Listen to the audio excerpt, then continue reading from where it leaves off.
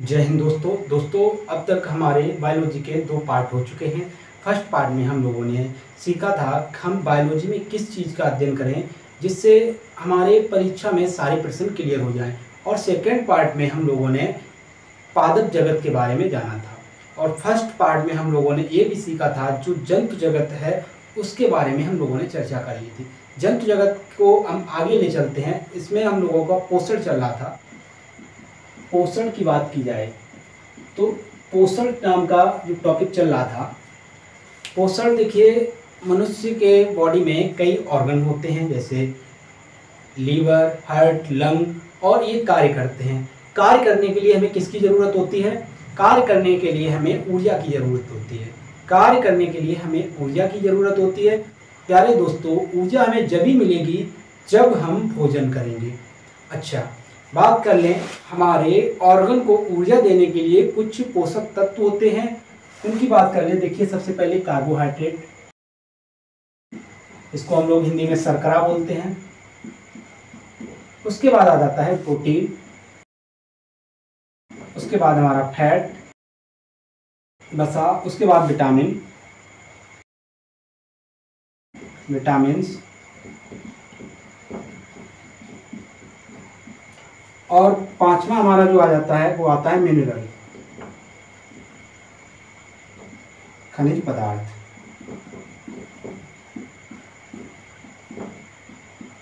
देखिए दोस्तों, हम ये ग्रहण करते हैं, कार्बोहाइड्रेट लेते हैं, प्रोटीन लेते हैं, फैट भी लेते हैं, विटामिन्स भी लेते हैं, मिनरल्स भी लेते हैं।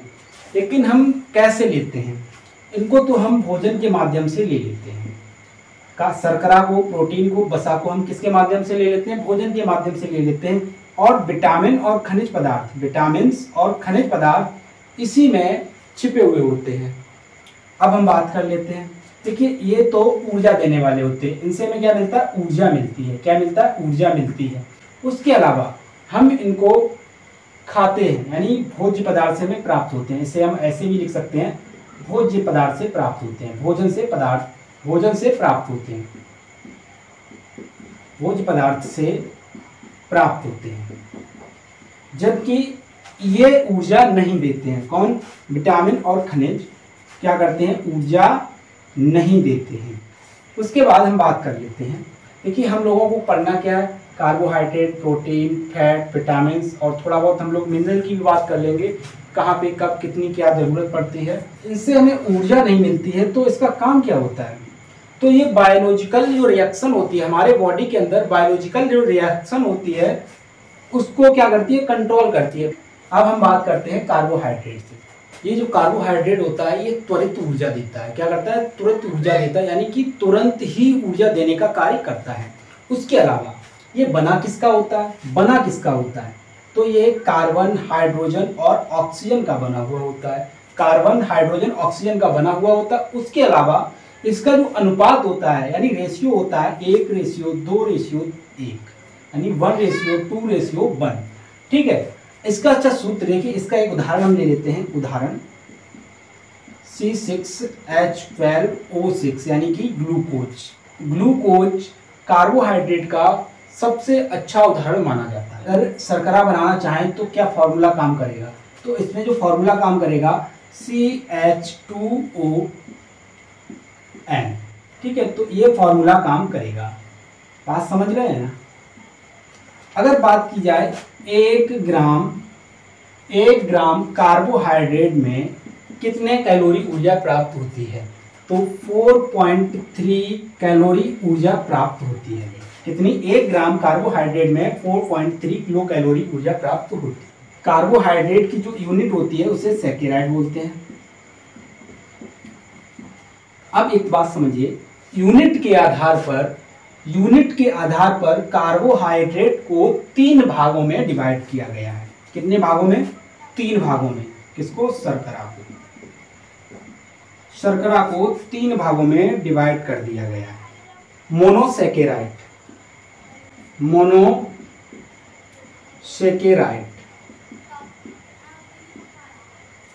डाइसैकेराइड,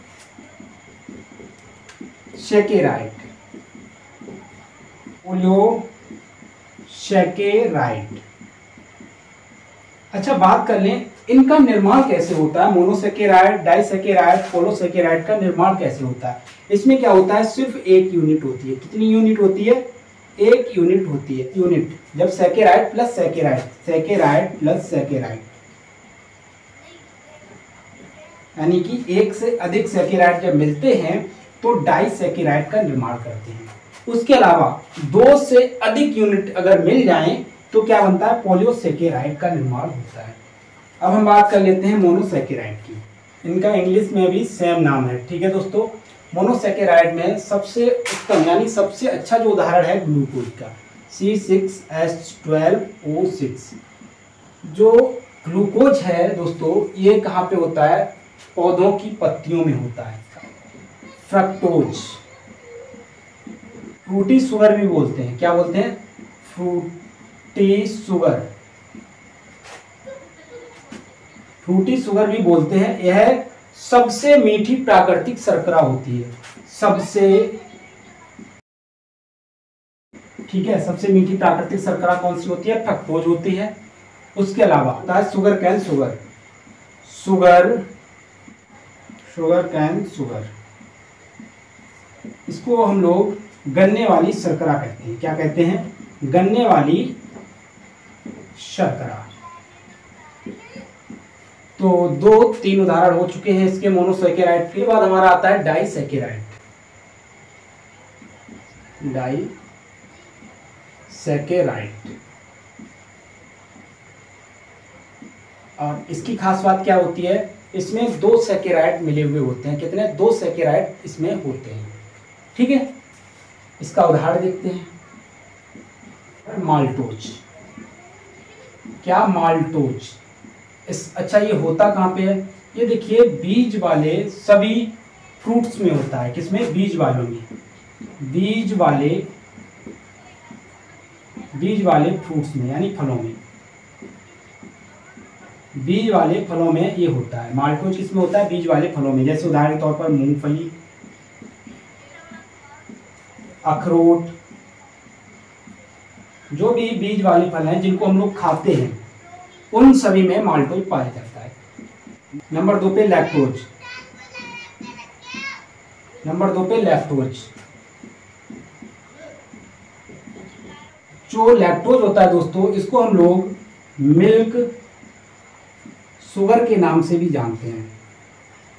तो हम लोग दूध वाली शर्करा कहते हैं। क्या कहते हैं, दूध वाली शर्करा। देखिए दोस्तों, जो लोग वीडियो को छोड़कर चले गए हैं उनसे कोई लेना देना नहीं है। जो अभी तक रुके हुए हैं वो 100% पढ़ने वाले हैं, उनके अंदर एक जुनून है और वो आगे कुछ कर सकते हैं। दोस्तों बने रहिए अंत तक। अब आगे की तरफ चलते हैं हम लोग। उदाहरण नंबर 3 देखते हैं हम लोग, सुक्रोज। इस सुक्रोज को हम लोग टेबल शुगर के नाम से जानते हैं,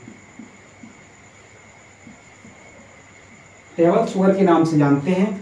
और यह जो होता है, जो टेबल शुगर होता है, इसको हम लोग हिंदी में गुड़ शर्करा कहते हैं। क्या कहते हैं, गुड़ शर्करा। देखिए दोस्तों, वही कराया जा रहा है, आप लोगों को वही कराया जा रहा है जो अब तक परीक्षाओं यानी एग्जाम में पूछा गया है। कोई फालतू की चीज़ नहीं पढ़ाई जा रही है, आपको परेशान ना होइए। उसके बाद हम लोग बात करते हैं, ये डाइसेकेराइड हो गया, उसके बाद पोलियो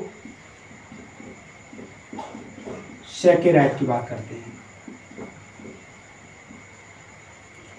पोलियोसेकेराइड जो होता है ये 3 यूनिट से मिलकर बना होता है। कितनी यूनिट होती हैं इसमें, 3, यानी 2 से अधिक यूनिटें होती हैं इसमें। 3 भी हो सकती हैं, 4 भी हो सकती हैं, 5 भी हो सकती हैं, 10 भी हो सकती हैं। तो सबसे अच्छा उदाहरण इसका है स्टार्च। देखिए स्टार्च, इसको हिंदी में बोलते हैं मंड। क्या बोलते हैं, मंड। यह जो है पेड़ पौधों की जड़ों में पाया जाता है, पेड़ की जड़ों में। ठीक है दोस्तों, नंबर 2 पे उदाहरण आता है बहुत बढ़िया वाला, ग्लाइकोजन का। ग्लाइकोजन, ग्लाइकोजन की बात की जाए, क्या होता है, मानव का संग्रहित खाना, मानव का संग्रहित खाना होता है। और ये कहाँ पे होता है, लीवर यानी यकृत में। कहाँ पे एकत्रित होता है? यकृत में एकत्रित हो जाता है। अगला उदाहरण देखते हैं। अगला उदाहरण है काइटिन। काइटिन, अगला उदाहरण काइटिन। ये जो होता है कीड़ों का संचित भोजन होता है। किसका? कीड़ों का संचित भोजन। जो कीड़ों का संचित भोजन होता है ये आउट लेयर में होता है। कहाँ? बाहरी परत में। जो कीड़ों की ऊपरी जो परत होती है, वो ब्लैक ब्लैक आपको नजर आती है, वो किसकी बनी हुई होती है? काइटिन की बनी होती है। जो जानवरों के सींग होते हैं वो किसके बने होते हैं? काइटिन के बने होते हैं। ठीक है दोस्तों। उसके बाद अगले उदाहरण की तरफ चलते हैं। उदाहरण है सेलुलोज। क्या है? सेलुलोज। जो सेलुलोज होता है ये कहाँ होता है? प्लांट में होता है। और ये जो प्लांट में होता है इसको कोशिका भित्ति, कोशिका भित्ति। आशा करता हूं दोस्तों आप लोगों को कार्बोहाइड्रेट समझ में आ चुका होगा।